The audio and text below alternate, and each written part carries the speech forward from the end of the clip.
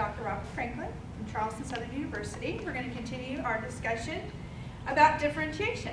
This is lesson 4 in the class Introduction to Curriculum and Instruction for Gifted and Talented Students. I thought I would share another thought about gifted students today, something called feeding an elephant. Highly gifted children learn not only faster than others, but also differently.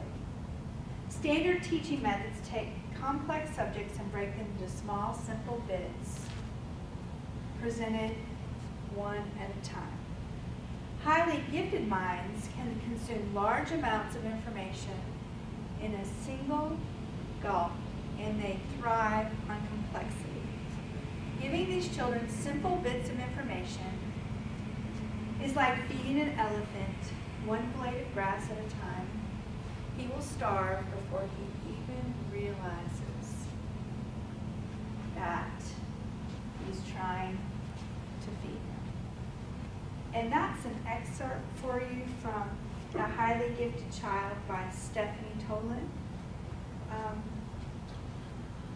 It just kind of makes a pretty big impact, especially in the high stakes testing environment that we are currently in, that oftentimes we do try to feed our students bits of information so that they would indeed pass these assessments, when in reality we may be starving our gifted students. And I just wanted to share that with you today. We have talked about differentiating for readiness, interest, and learning profile. You recall, if you differentiated for readiness, it was a student's current proximity to knowledge. It's kind of that entry point. If we differentiated based on interest, it was that which engages the student. That's that passion for a topic. And if we differentiated based on learning profile, it was a preference, that kind of preferred manner of learning. And the suggestion was just to really know your students in order for this to work well. This looks familiar to you. We've seen it. It's posted for you on Blackboard. We have worked our way through most of this chart, but today we're going to focus on teachers who differentiate through content, process, product, and that happens in the environment that they're in. So we're going to work on that today when we talk about differentiation. I thought I would show it to you a bit differently. This is the learning cycle and decision factors used in planning and implementing DI, and this was adapted from Oakspert and Jones. And let's just kind of visually start at the beginning, thinking about the idea of a pre-assessment. Once we pre-assess, then do we know our students? And you can see in that block it talks about the readiness, the interest, the learning profile, which we've discussed. Then we have curriculum that's already set for us. That's not a surprise. We know that there are state and local standards and benchmarks that we need to address and that we need to use. So combining that preset information with students who vary greatly, then we can move forward with our curriculum and we can begin to differentiate through content or through process, and then through product. So in looking at the content, they're saying you can change up what you're doing, what you plan to teach. The kind of information from the curriculum is standard, but then we, as artists, so to speak, as teachers, we can then begin to plan what we're going to teach. And this is the really amazing part, the process. The process of how we teach, how we plan that instruction, how we change it up, how we go from whole group to small groups, how we move in and out of those flexible groupings that we spoke of. We're going to talk a bit about that. And then the product. That's kind of how we assess the content. What is that end goal? That way that students can do that engaging hands-on learning. And then of course at the end we have the evaluation. So this is just another way to look at this idea of DI. I'm going to start today with this idea of modifying content. Remember, we can modify content, process, or product. And I'm going to ask you to be doing that in some of your lessons, and we'll talk more about what the expectation is through Blackboard and other ways that I'll communicate with you. But I do want to give you an overview of how a teacher can modify the content for a student. Content is what the student needs to learn, or notice the how, like the materials or mechanism the student will get access to the information. So we're going to say today we're going to modify our content. We're going to differentiate that. So when you provide students with basic and advanced resources that match their current levels of understanding, you are differentiating for content. If you use learning contracts, you're differentiating for content. I've highlighted this. It's kind of hard to read, but it says compacting because that's one that I'm going to kind of delve into in a few minutes. But if you use compacting with your gifted students, you are differentiating for content. If you use varied text, something called tiered assignments, use very graphic organizers, or you accelerate the coverage of material. All those ways are ways that you can differentiate content for your gifted learner. Other ways, and maybe you're doing these already, so give yourself a pat on the back. Multiple textbooks and supplementary print materials. Varied videos and computer programs. Interest centers. Support systems. Study partners. Reading buddies. Presenting ideas through both auditory and visual means. Meeting with small groups to reteach or extend. Those are all ways that we can differentiate for content. Now, there's one that I wanted to highlight specifically. Hey, you look down the dumps. And we hear a video I don't know. that I created for I you. feel like I'm drowning. I guess there are a bunch of... I wanted to kind of give you a snippet of that because I'm posting that for you to see in Blackboard. It is just a real honest look at how we can use curriculum compacting. So take a moment after this video is finished to familiarize yourself with this clip. But it's a strategy for differentiation where we're differentiating content. So what is curriculum compacting exactly? It is actually an idea from Renzulli, who you probably heard of before, a great gifted guru mind. It's a teaching strategy that buys time for acceleration and or enrichment. The goal is to modify or streamline your curriculum to allow students to move at a quicker pace and then have time to pursue an alternate topic or go into greater depth in the area of study. Information, routine practice, and or skills are eliminated from the curriculum that a student has already mastered. So we go back to that 3-ring model that I explained before. These are those students that are over there in that ring where they already know what you're teaching because you've pre-assessed, you've discovered this. So we're going to eliminate some things from their instruction so they can move on and forward and delve into something deeper. So student behaviors which may suggest that compacting is necessary. So if you're trying to decide, should I use compacting with a student or not, here are some ideas that will help you make that decision. Consistently finish this task early. I'm done, what do I do next? What do I do next? We've all heard it. If that is the mantra of a few of your students, you probably should be thinking, we need to compact here. Already meets or exceeds standards. Work is usually well done and correct. Now we do know that there are some of our students who say, I'm done, and they're not really done. That is a redo on their part, and you're going to have to make that judgment call because we want it to be done well and correct. Seems to have some advanced familiarity with the material. They come in with a great deal of background knowledge about that topic that you're currently teaching. Expresses interest in pursuing alternate or advanced topics.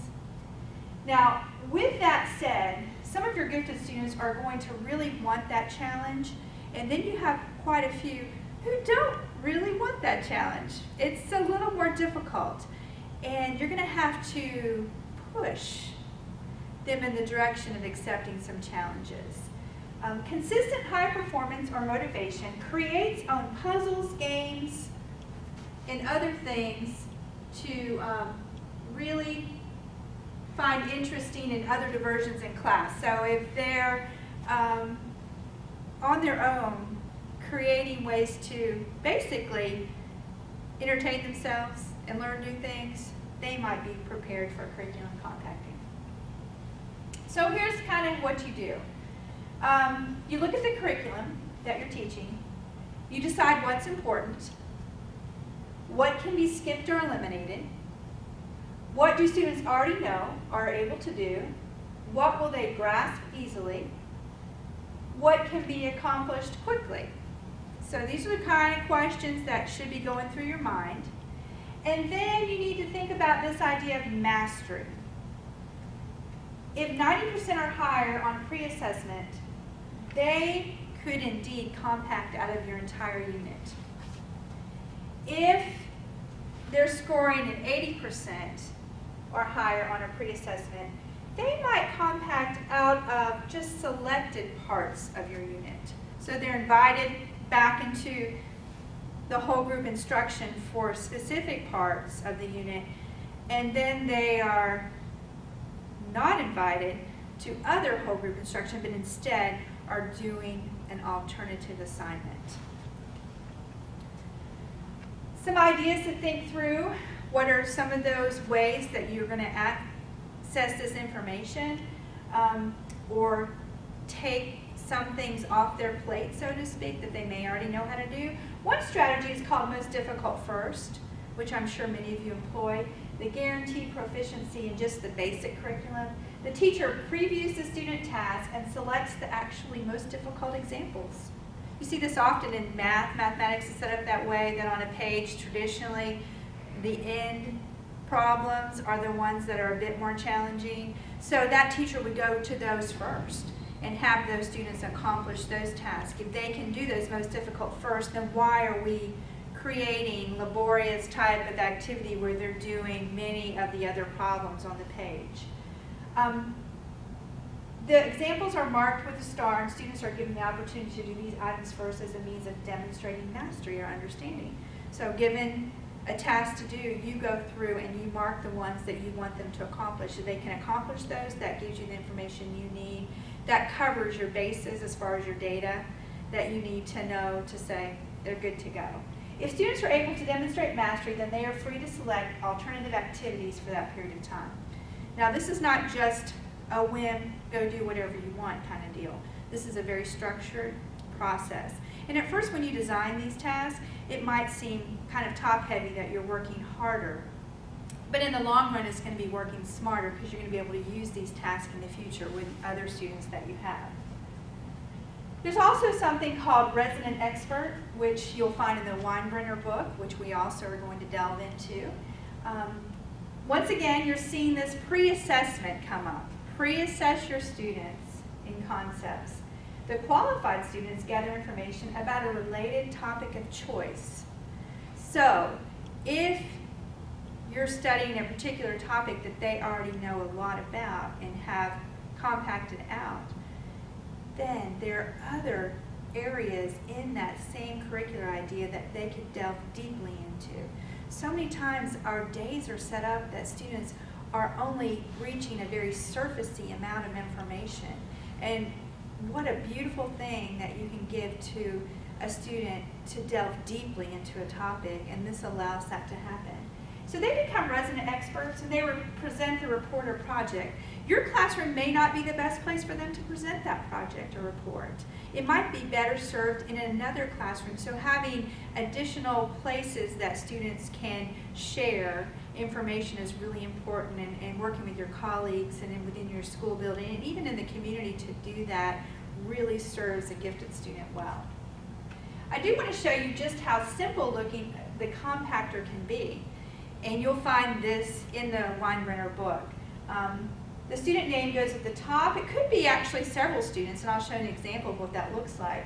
But you're going to name the area of strength in the topic that they're compacting out of.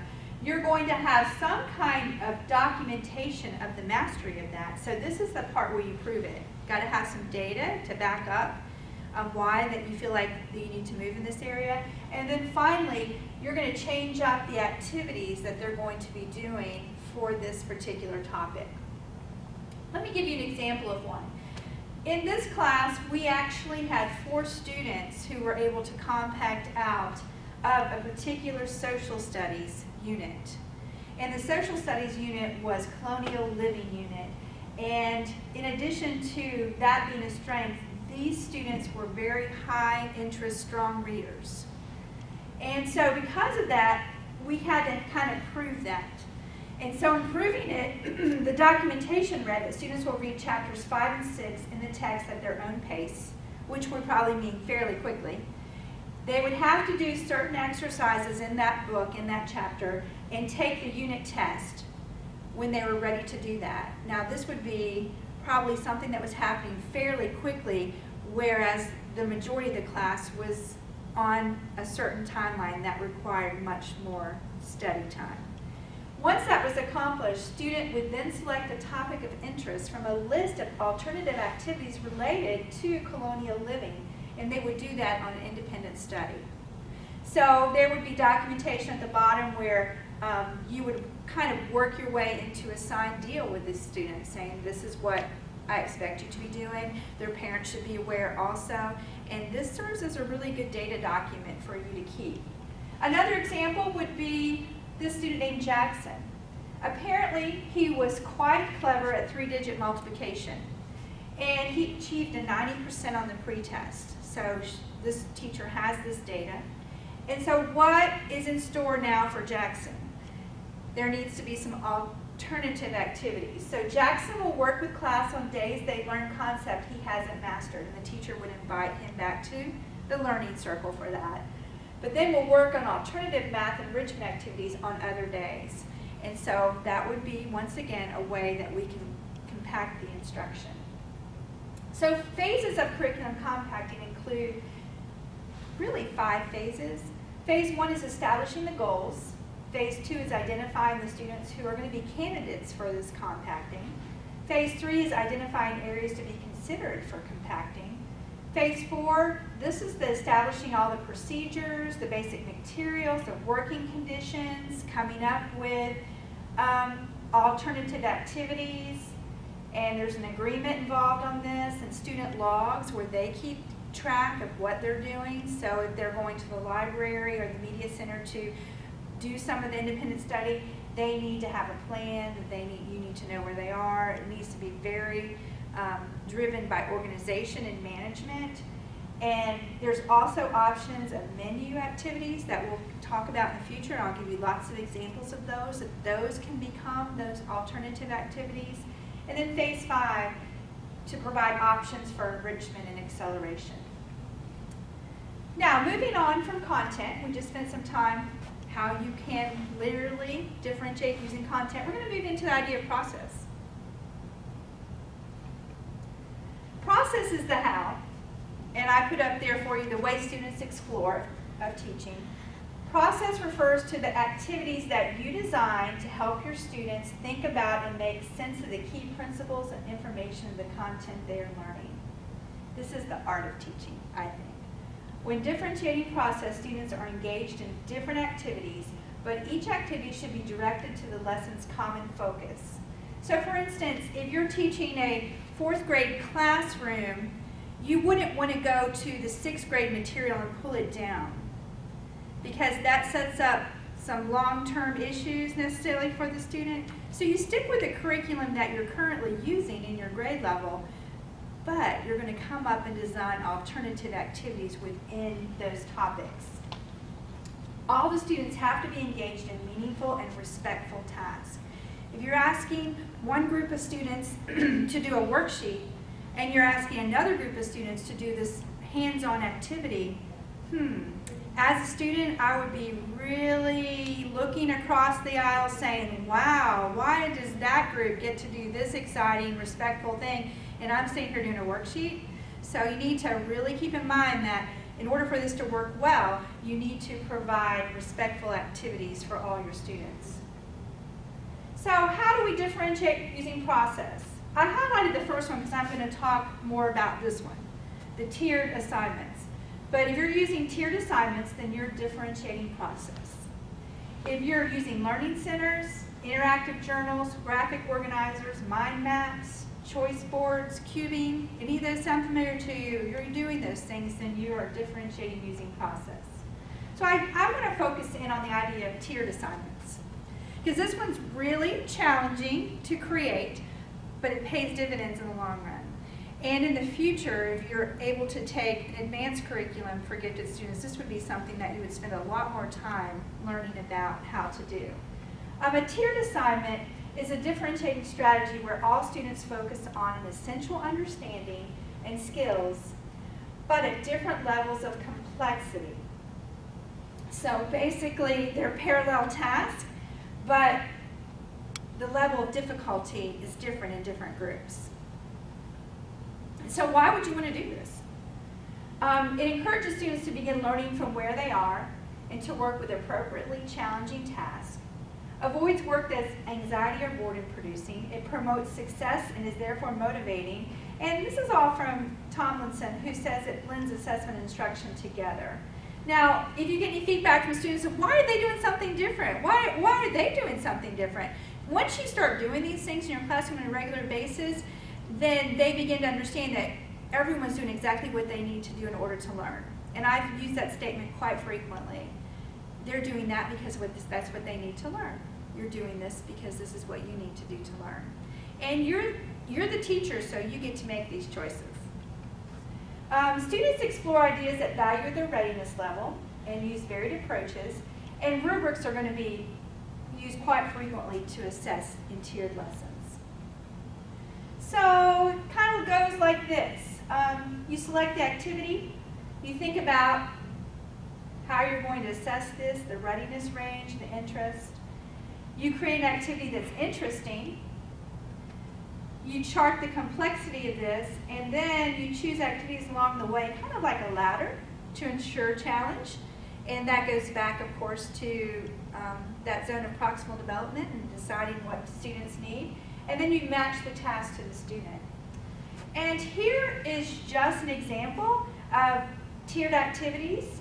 And these tiered activities, this can be found in the Weinbrenner book, and I'm going to post many of these things for you to see. So, because when you begin to see things, you begin to understand them better, I believe.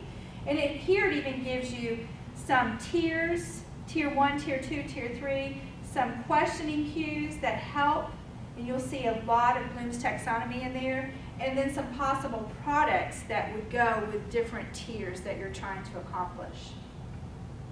I provided a template in Blackboard for you that begins with whole group kind of introduction that's based on some pre-assessment so everyone can be involved, and then what students will know and be able to do, and then here you see basically the 3 tiers, but we began with the same standard, right? Same standard, but it looks different, the different activities of the how for the students based on their ability to interact with material and need for more complexity.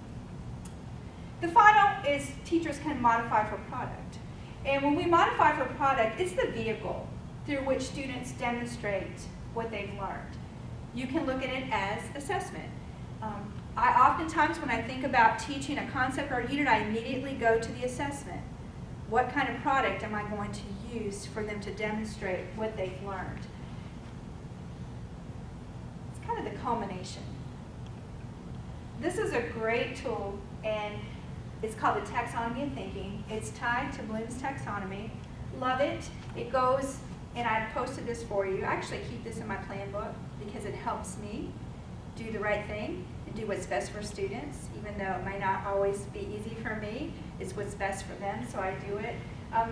This, of course, are the levels of Bloom's taxonomy, and from this, I can move into activities. For instance, if I want students to create, which we know is the highest level of Bloom's, I can then move into the activities that would then help them do that very level. And then at the bottom, you can see how it almost looks like a piece of pizza here. I can, if I do these products down here, I can almost ensure that they're working at the highest level of Bloom's taxonomy. See how that works? If I go with kind of the basic level here of remembering, and I do any of those products and write my objective to say the student will identify, the student will locate. If I use those verb choices in my objective, then I'm pretty guaranteed that my students are operating at this level. This is not a bad level to be at, it's just not one you want to stay at. You want to, of course, expand. And when I would oftentimes go observe even my student teachers now, I use this as an observation tool to see and highlight things that I see going on during a lesson, and then we can sit down and see where are all the highlights. How can I get my students up to the highest level of bloom? So this is a product chart that I hope will help you in planning your lessons. In conclusion, I just kind of want to look at this in a big way, that differentiating instruction by content, if I'm doing these things, good chance that I'm differentiating by content. If I'm differentiating by process and do these things, then I'm on the right track. Things like an exit card or using literature circles. I've highlighted a few along the way. If I want to differentiate by product, you're going to see tiered assessments, independent study, lots of this tic-tac-toe is just another strategy that I've included for you to look at. The bottom line is we want you to get started.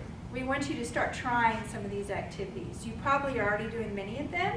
Give yourself credit for that, and let's move in some new directions and expand our teaching so that we're confident that we're differentiating and doing what's best for our students. Thank you.